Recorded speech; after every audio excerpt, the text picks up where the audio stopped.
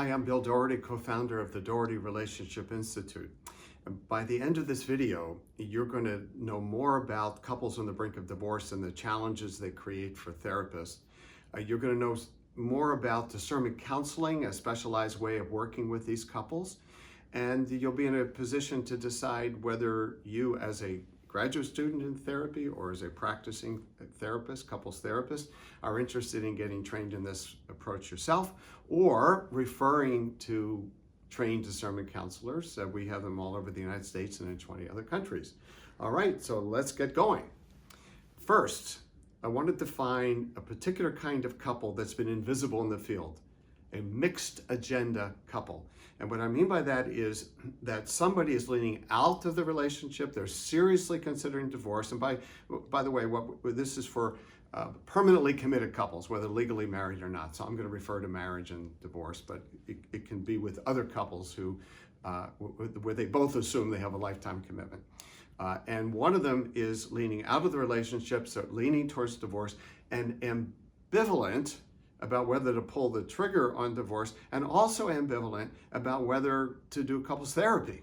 So they're really in that kind of bond. They're feeling hopeless, leaning out, really not eager to do therapy. And then you have a leaning in spouse, and that person is usually eager to save the marriage and eager to do the therapy. So that's why I call the mixed agenda. Now, our models of therapy are based on the idea, on the assumption that people coming in, couples coming in, at least they both want a better marriage. They both want their problems to go away. They are both willing to stick around for a little while to see if the therapy can help them. Our models are not based on the idea that somebody isn't sure they really want to be in the room or in the relationship. So we haven't developed really good ways until recently to help these couples. Our evidence-based models of therapy, and we're in a kind of a golden age of evidence-based models of couples therapy, are based on studies where the kind of couple that I'm talking with you on this video about are weeded out, okay? If somebody isn't sure they're willing to put in 12 weeks for the therapy or 6 months for the therapy, you're going to refer them elsewhere, but you're not going to take them into your study where every couple counts, okay? So our research is based on joint agenda couples where at least they both are interested in preserving the relationship, at least for now.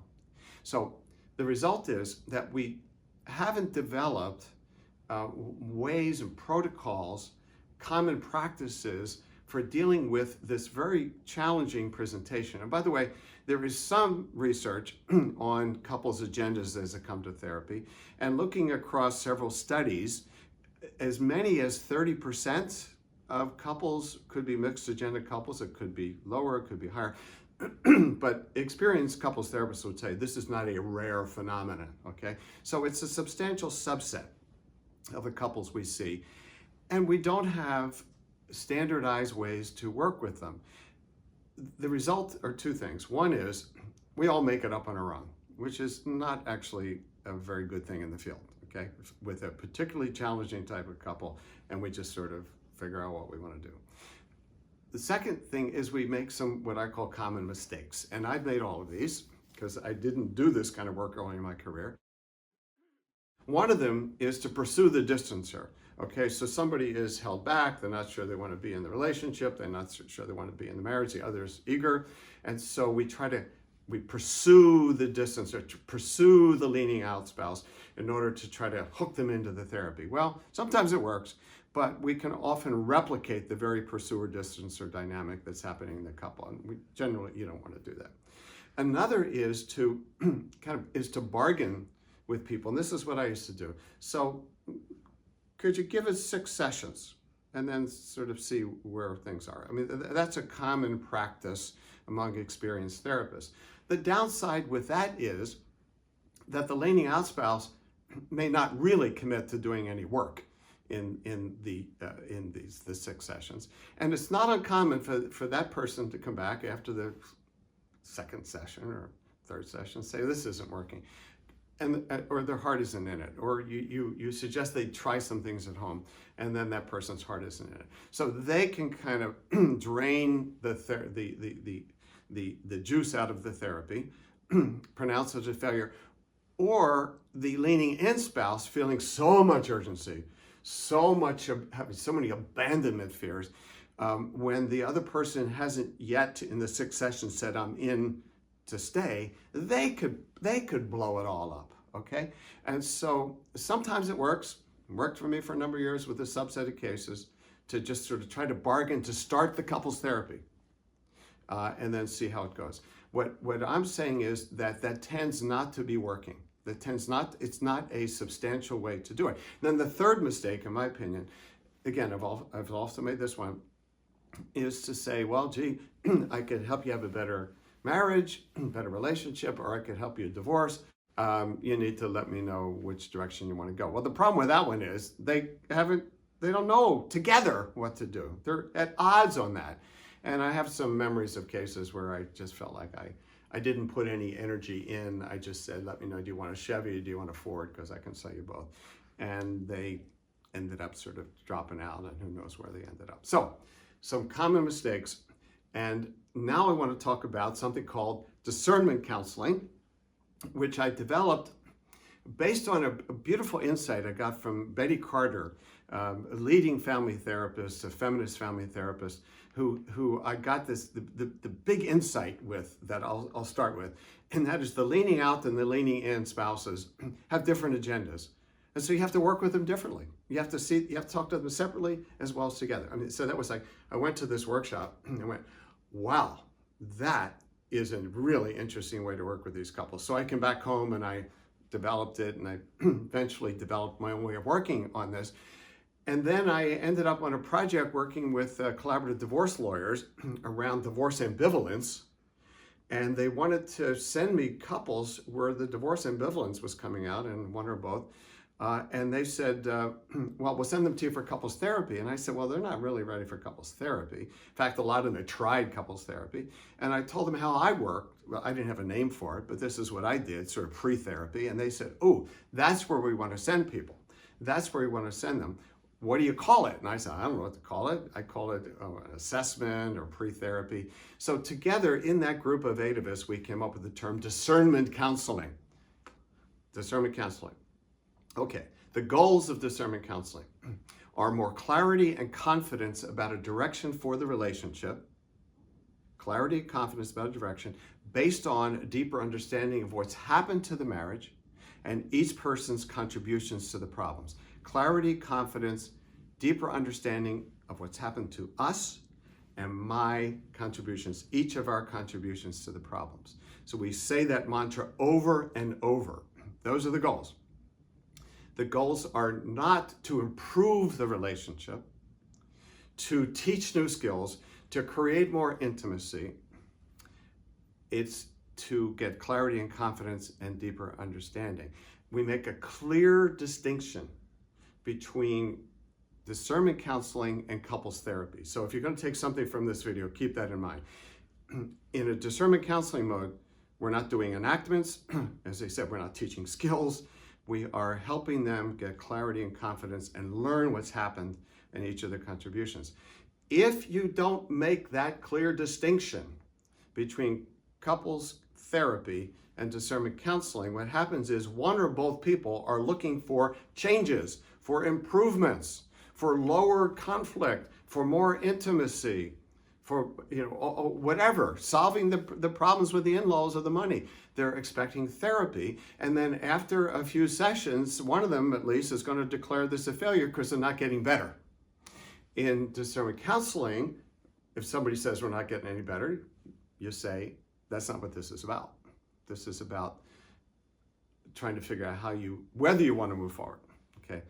We're not doing the therapy at the moment. So very clear distinction. And by the way, we call it counseling. Discernment counseling as opposed to discernment therapy, exactly to help people with that distinction. Because if we call it therapy, people are more apt to think that it's change-oriented, okay, improvement-oriented, and it's not. Clarity, confidence, more understanding. Okay. It also has, discernment counseling also has a specialized structure. So for one thing, it's short term. 1 to 5 sessions is what we say. 1 to 5 sessions.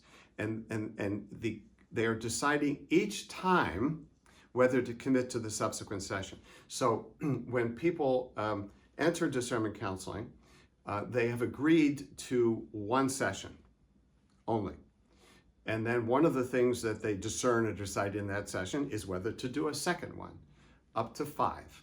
And the reason for this is, the reason for the limit to 5 is to create some intensity around a decision, whether to move forward with therapy or whether to end the marriage, or neither of the above.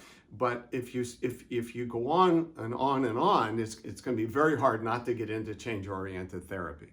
So a brief, the reason why they make a decision each time about whether to do another one is so that the leaning out spouse has a sense of autonomy, agency about this. They signed up for one, and then do you want to keep coming back? And usually the leaning in one will come forever, but the leaning out one isn't so sure.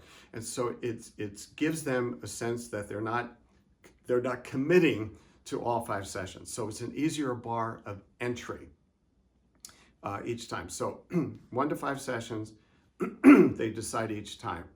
The structure of the sessions is also quite different from couples therapy. Mostly in couples therapy, you see both people at the same time. Some people have assessment sessions with different people, but the standards of couples therapy is that the action, if you will, is with both people in the room. The principal insight I got from Betty Carter was not to do the work, the principal work with them in the room, because they have different agendas, they have different needs, they have different goals. And if you try to have them in the room together at the same time, it's very hard to contain that. I'm not saying nobody could, but it's really hard to contain that. And so in discernment counseling, the first session is 2 hours. The subsequent session is 1.5 hours. The first session is 2 because you're getting some background information in the first part of it.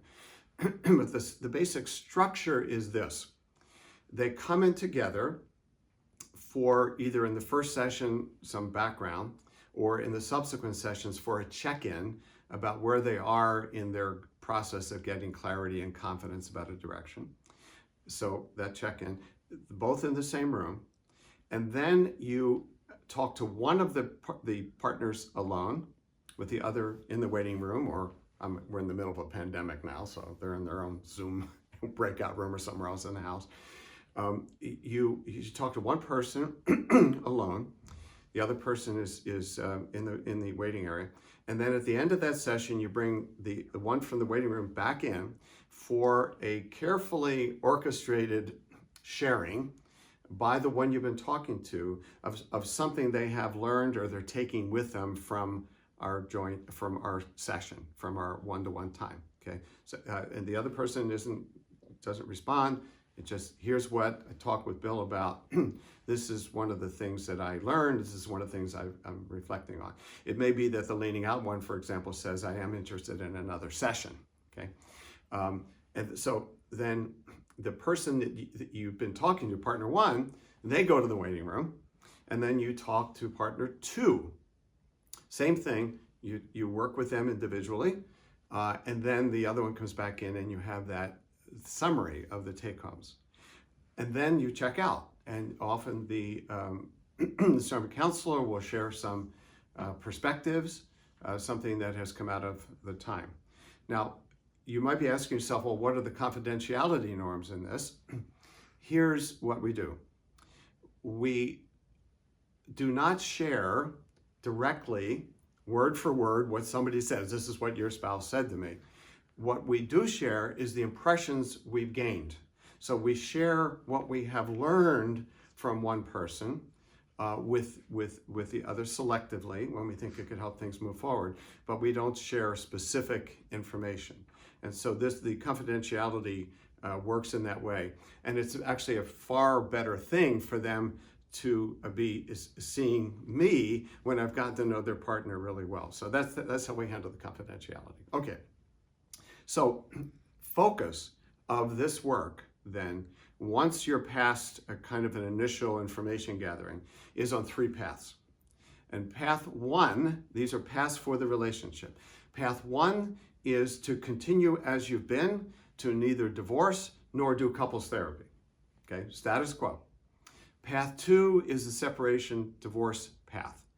And path 3 is a 6-month commitment to couples therapy to see if reconciliation is possible with divorce off the table. All in, couples therapy for 6 months, divorce off the table, and with a clear agenda of what they're going to work on, including what each person is going to work on in themselves.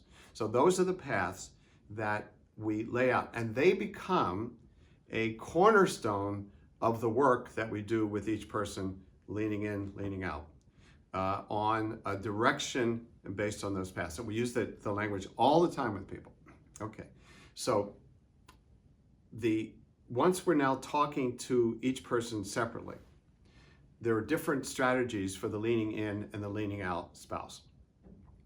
For the leaning out, that person is really trying to figure out whether to let go of the relationship or to try to save, preserve it, revive it, restore it. And that's why they're here. And so we're trying to help them do that. We're trying to help them. We're trying to help understand the pain, the suffering, the effects of the affair, the growing apart, the conflict, all of the things that have gotten them to the point where they are so demoralized and pessimistic about the relationship that they would put divorce on the table. And so we try to hear their pain, hear their narrative, their story, and then connect them to the paths, to the decisions of whether to go on as you've been, because maybe in their mind the best realistic thing is to neither blow up the marriage nor do therapy, but to just sort of hang on. Path 2, the divorce. Path 3 is the commitment to couples therapy. A key part of the work with the leaning out spouse is to not just have them go over and over all of the reasons why they're so miserable or all of the ways in which the spouse is screwed up.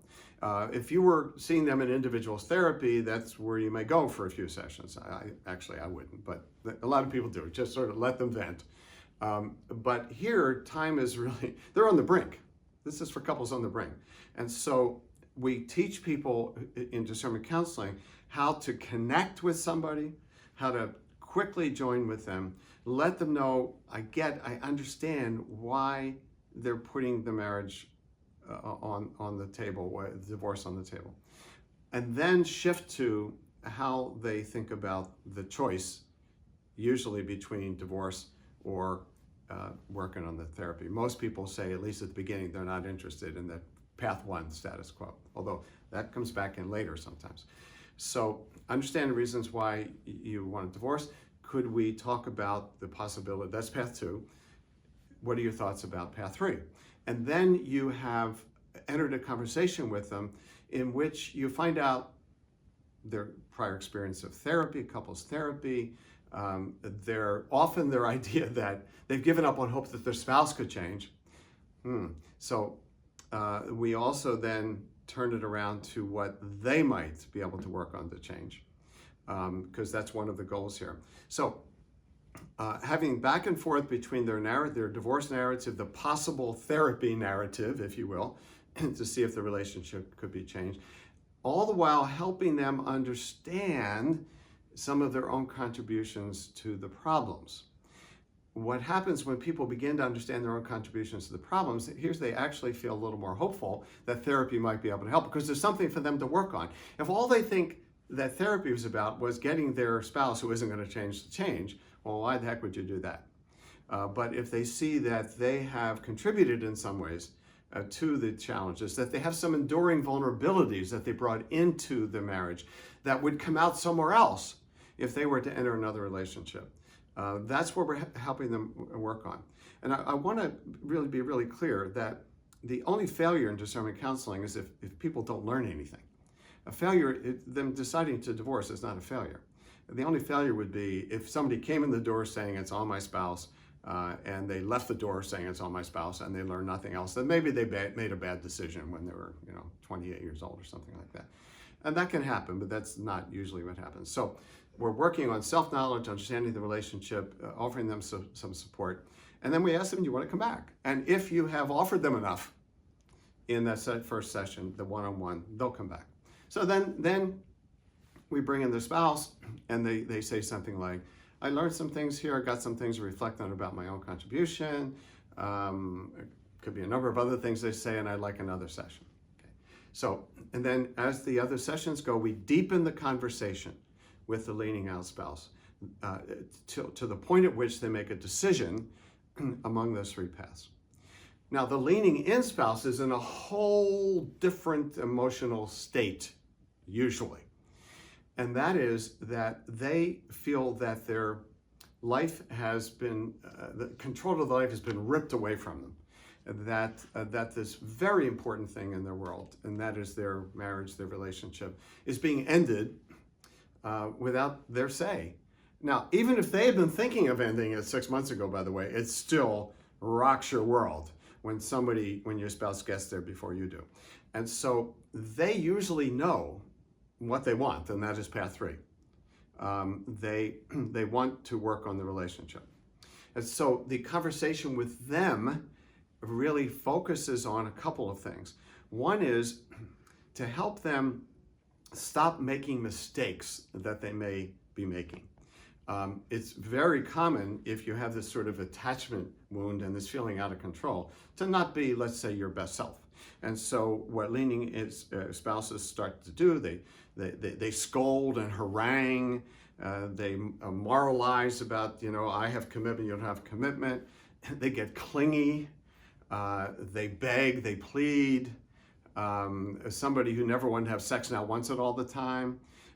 They call in the troops, okay? They talk to their spouse's parents. Sadly, they tell the kids, mommy, daddy's thinking of leaving me. All of which makes them the least attractive spouse on the planet. And some of it I'll say it to them. I understand why they're doing it. Big time mistakes. And if you want to learn more about how the leaning in spouse can really help themselves, Michelle Winter Davis has a great book called Divorce Busting that we recommend all the time. And a lot of her work is about that. So we try to help the leaning in spouse bring their best self to the crisis and to understand more of the pain and the complaints and the concerns of their spouse who is leaning out. So what is it that you've done that has contributed to their pain and their demoralization, to try to get that more deeply, and then to be able to articulate that in the summary time, okay? When I bring the leaning out one back in and they do their summary of what they've learned. And you have some really powerful moments that can occur here. I'm thinking of a couple. They were in their early 60s, where the wife said the husband's temper, and when he got angry, he was mean, not explosive but mean, and that just wore her down over many years. And when I was talking to him alone, he said something like, I'm not the most diplomatic guy in the world. And I said, there's a lot more than that I'm getting from your wife. That's an example of being able to share something. She just felt devalued, demeaned as a human being when you get angry.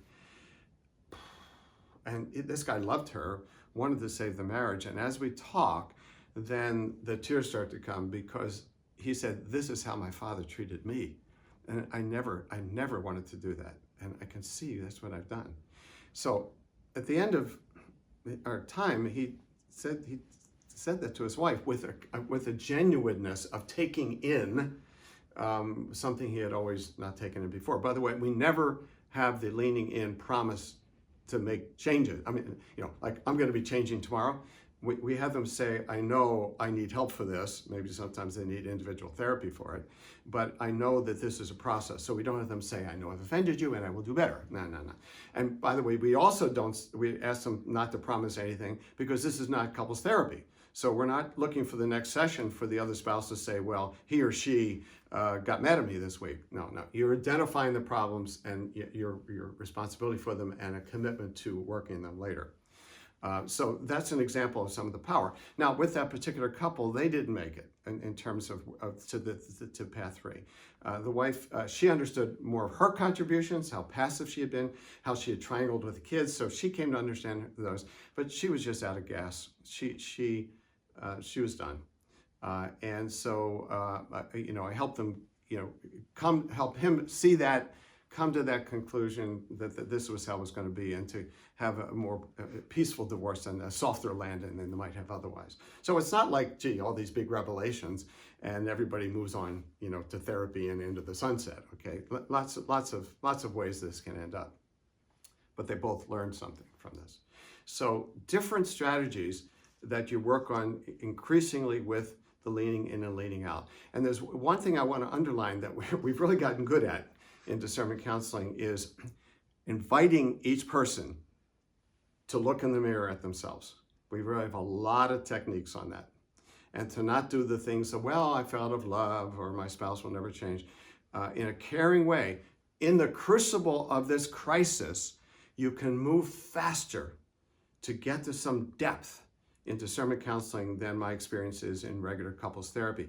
But the depth I want to underline is with the one-to-one relationships. When they're in the room together, it's sort of like you work with one hand tied behind your back, because you do not have a contract with couples therapy. You only have a contract for them to try to understand what's happened and to figure out a path forward. So how do we think about the outcomes of discernment counseling? We've done research on this. There's a good journal article that we can get to the reference for, where we follow 200 couples for 2 years past discernment counseling. And then we've, through our network of certified discernment counselors, we've accumulated data on 1,000 cases. So this will give you a pretty good idea of how the people end up in the paths. And about 51% of the couples end up doing therapy. They end up in path 3. And another 30% end up immediately moving towards divorce. And another 19% choose path 1, which is the status quo path. Now, some of them end up going the divorce path as well over time, and some of them, cycle back into path 3. So what I'm saying is then that from this data, we conclude that there's real discernment going on. If 90% of them divorce, well, why not just get people into mediation or a healthy divorce process? If 90% of them did couples therapy, why are we going through this elaborate process? But in fact, about half immediately choose the path 3 couples therapy, and the other half divide between those other two.